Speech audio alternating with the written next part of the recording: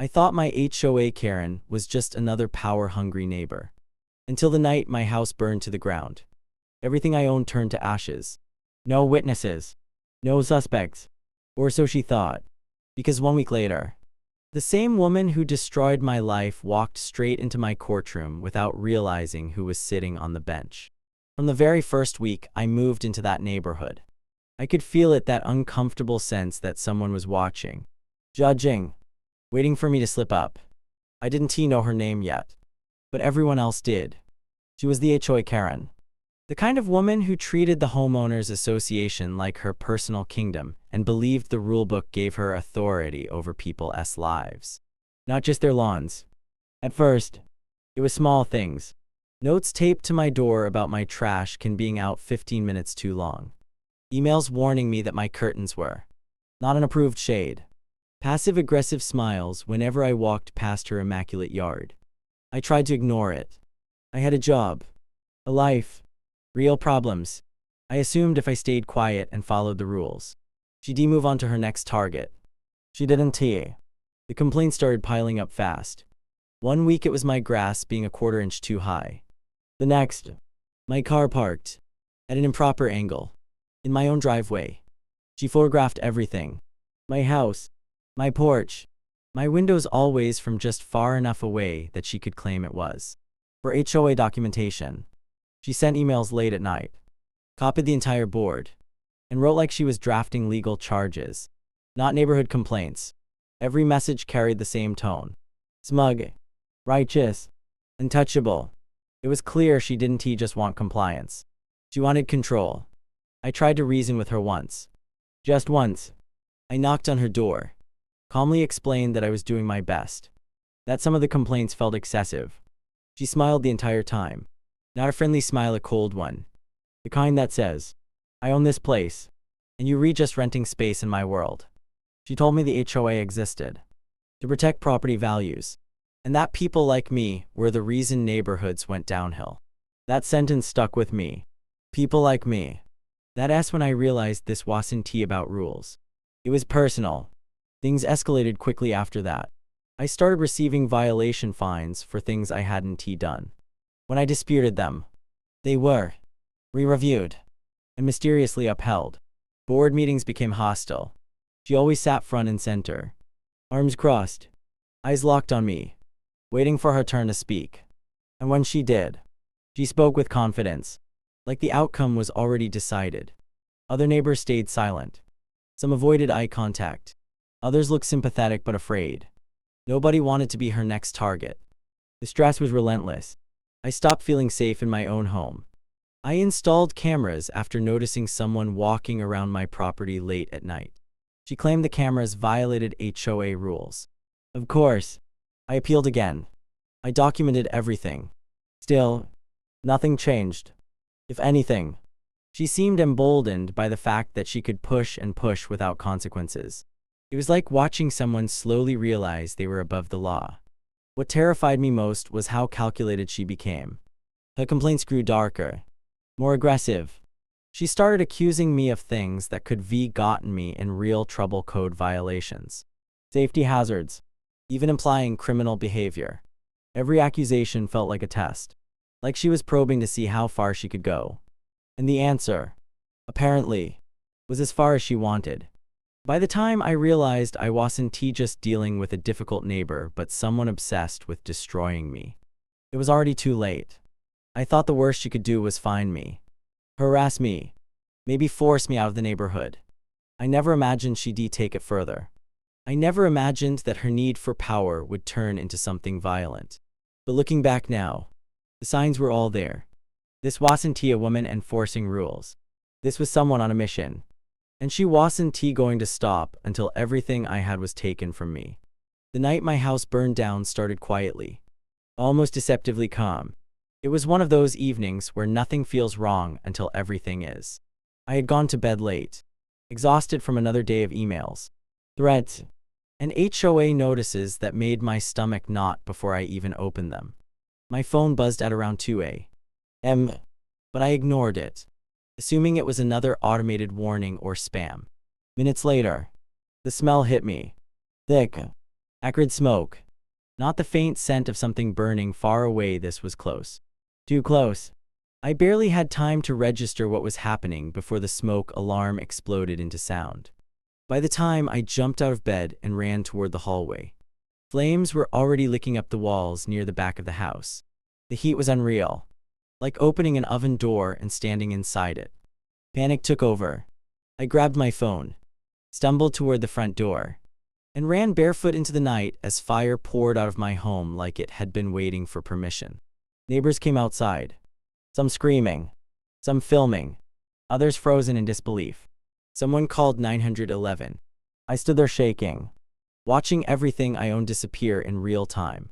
Years of memories, family photos, legal documents, furniture, clothing, gone. And as the fire trucks arrived and the firefighters worked desperately to contain the blaze, one thought kept hammering in my head. This wasn't an accident. The fire investigators later confirmed it. Accelerant was used. The fire didn't start naturally. Someone wanted my house gone. Completely. When they told me it was arson, my knees almost gave out, not from shock, but from recognition. Deep down, I already knew. My mind replayed every threat, every aggressive email, every late-night complaint. Every time I caught a figure near my property on camera, only for the footage to mysteriously glitch or go missing. And one face kept coming back to me. Her face. She had warned me. Indirectly at first. Comments about how people like me don't last long here. How mistakes have consequences. How the HOA had ways of dealing with problem homeowners. At the time, I thought it was intimidation, power games, psychological warfare. I never imagined it would turn into actual fire. What made it worse, what made it feel unreal, was how she reacted afterward. Or rather, how she didn't while neighbors offered blankets, water, places to stay.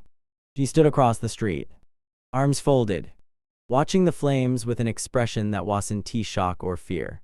It was satisfaction. Calm, almost peaceful. When our eyes met, she didn't look away. She smiled. The investigation moved slowly at first. Arson cases always do. But the evidence started stacking up. Security footage from a nearby house caught a figure walking toward my property shortly before the fire. Phone records showed her awake and active at the exact time she claimed to be asleep. HOA emails sent days earlier mentioned my home being a safety hazard and a liability to the community.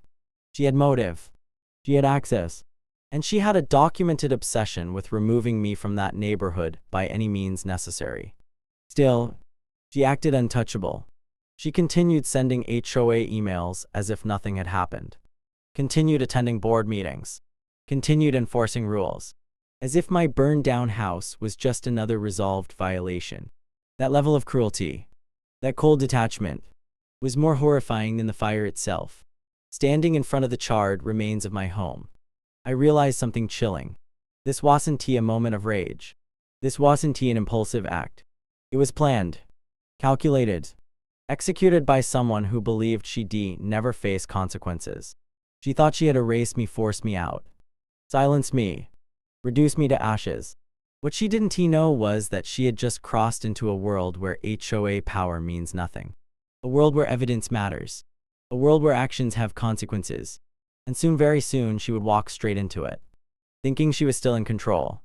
In the days after the fire, I lived in a strange limbo between shock and determination. The house was gone, but the questions were just beginning. Investigators returned again and again, combing through the ashes, photographing burn patterns, collecting debris. Each visit made it more real. This wasn't just my life falling apart, it was a crime scene. And the more they dug, the clearer it became that this wasn't random. And it definitely wasn't untraceable.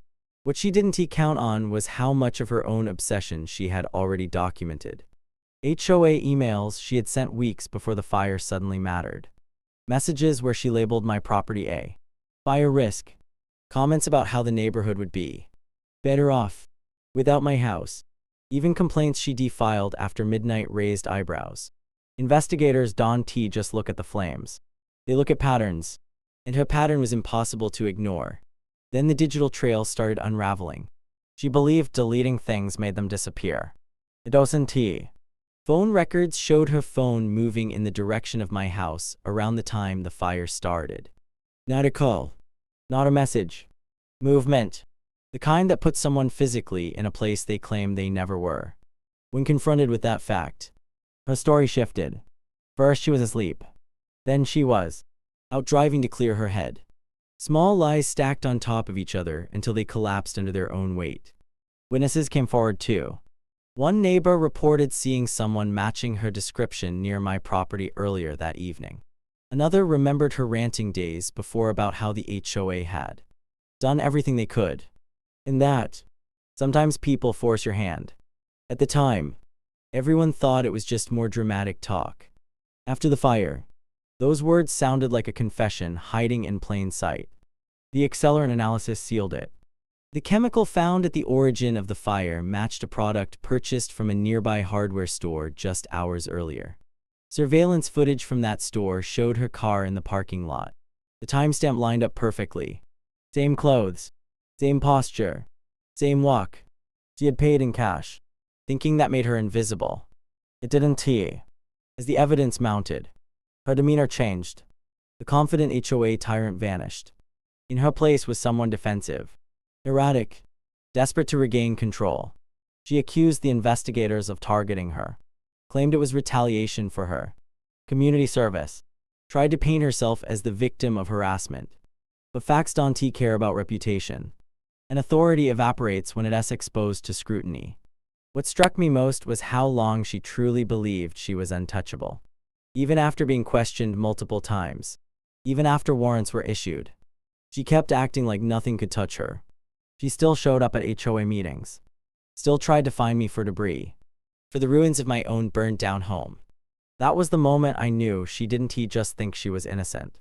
She thought she was above the system entirely. The arrest didn't come with sirens or spectacle. It came quietly, methodically. A knock at her door, a pair of cuffs, charges read out in a calm, even tone. Arson, criminal mischief, endangerment. Watching her power dissolve in that moment was surreal. The woman who once dictated the rules of the neighborhood now couldn't even choose where she sat. She thought she had gotten away with it. She thought fear would silence me, that fire would erase everything. Instead, it did the opposite. It lit up every lie she had told, every step she had taken, every mistake she made believing she'd never be held accountable. But the real irony, the part she never saw coming, was still ahead. Because the next time I saw her, it wouldn't be across the street or in an HOA meeting. It would be somewhere she never imagined I belonged. Somewhere she had no authority at all. Somewhere the only thing that mattered was the truth. The day she walked into the courtroom is burned into my memory just as clearly as the night my house burned down. By then, months had passed since the fire, months of investigations, paperwork, temporary housing, sleepless nights, and the slow, grinding process of rebuilding a life from nothing. I had returned to my routine as much as anyone could after losing everything, putting on the same calm face I'd worn for years. What she didn't know, what no one in that neighborhood ever truly understood, was who I really was once I stepped out of my driveway and into my professional world. That morning, I arrived early, as I always did. The courtroom was quiet, almost peaceful, the way it is before the doors open and reality walks in. I reviewed the docket with steady hands, scanning names and case numbers without emotion. When I reached hers, I paused. There it was. Her name, bold, official, attached to charges that would follow her for the rest of her life. Arson, endangerment, destruction of property. I took a breath, squared my shoulders, and reminded myself of the one rule that mattered more than anything else in that room. The law doesn't care about personal history. When the doors opened and people began filing in, I kept my eyes forward. I didn't need to look up to know when she entered. I felt the sudden tension, the shift in the room. Whispers, shuffling feet, then silence. I glanced up briefly and saw her standing there, scanning the courtroom with the same entitled confidence she always carried. The same posture, the same belief that she could control the outcome if she just pushed hard enough. Her face changed the moment she saw me. At first, confusion, a slight furrow in her brow. Then recognition. Color drained from her face so fast it was almost shocking. Her mouth opened as if to speak, then closed again. For the first time since I'd known her. She looked small, powerless, trapped in a place where her HOA emails, her threats, her smug smiles meant absolutely nothing. She tried to recover, sat down, straightened her jacket, lifted her chin like she always did. But it was too late. The reality had already hit her. The person she had tried to erase, the one she believed she could intimidate, destroy, burn out of existence, was the one presiding over her fate. And no amount of confidence could undo that. I kept my voice neutral when I called the case. Calm, professional, controlled.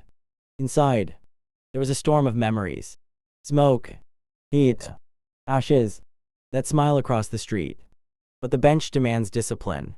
Justice isn't fueled by anger. It's guided by restraint.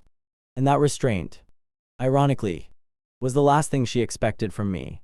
Her attorney requested a recusal almost immediately, citing potential conflict. I granted it without hesitation. The law requires fairness, and I would never compromise that. But the damage was already done. The message was clear. She wasn't dealing with a powerless homeowner anymore. She was dealing with a system she could not bully, intimidate, or manipulate. As she was escorted out, she looked back at me one last time. There was no anger in her eyes. No defiance, just fear. Raw, unmistakable fear. The kind that comes when someone realizes the world is much bigger than their little kingdom of rules and fines. That moment wasn't about revenge. It wasn't about satisfaction. It was about balance being restored. About someone who abused power finally standing in a place where power answers to something higher. She had walked into that courtroom expecting another arena she could dominate. Instead, she walked into the end of the illusion she lived under her entire life. The verdict didn't come fast, and it didn't come easy, but when it did, it landed with the weight of everything she had tried to destroy. By the time sentencing day arrived, the woman who once ruled the neighborhood like a self-appointed monarch barely resembled the HOA tyrant everyone feared. The confidence was gone. The sharp suits replaced with conservative, almost apologetic clothing. The posture slumped. The eyes avoided contact with anyone who might recognize her. Power, once stripped away, leaves a person exposed in ways no punishment ever could. The court reviewed everything. The accelerant evidence, the surveillance footage, the digital trail she thought she'd erased, the witness statements, the emails. Those endless HOA messages, once weapons she wielded freely, were now exhibits in a criminal case. Each one painted a picture of obsession, entitlement, and escalation. What she framed as enforcement was revealed for what it truly was: harassment that spiraled into criminal violence. Her defense tried to soften the narrative. Stress, community pressure, a misunderstanding, blown out of proportion. They talked about her years of volunteer work, her commitment to maintaining standards, her role in the neighborhood. But none of it could erase the reality that someone had deliberately set fire to another human being's home. Someone had decided that rules mattered more than lives. And the court made it clear there are lines you do not cross, no matter how powerful you believe yourself to be. When the verdict was read, there was no dramatic outburst, no shouting, just a quiet, broken inhale as the words sank in. Guilty. On all major counts. The room didn't erupt. It didn't need to. Justice doesn't require noise. It requires clarity. And in that moment, clarity filled the courtroom. Sentencing followed. Prison time. Restitution. A permanent criminal record. A lifetime ban from serving on any HOA board or holding a position of authority tied to property management.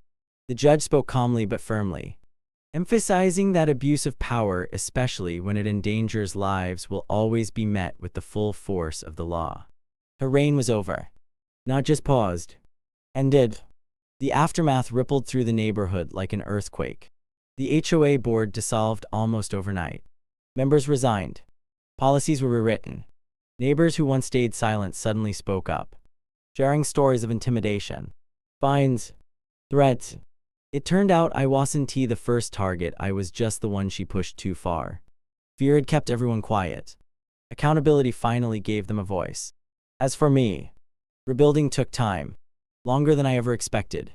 A new house, new routines, new sense of safety that didn't come easily. Trauma doesn't vanish when a verdict is read. But there was something healing in knowing that she could no longer hurt anyone the way she hurt me. That her name would now be associated not with authority, but with consequence.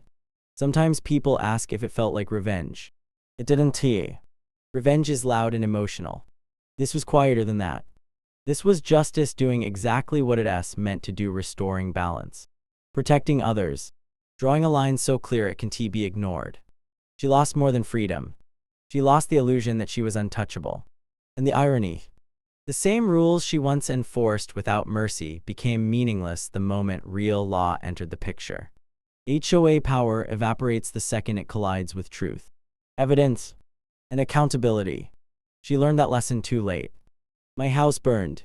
My life was disrupted. But in the end, the fire exposed everything she tried to hide.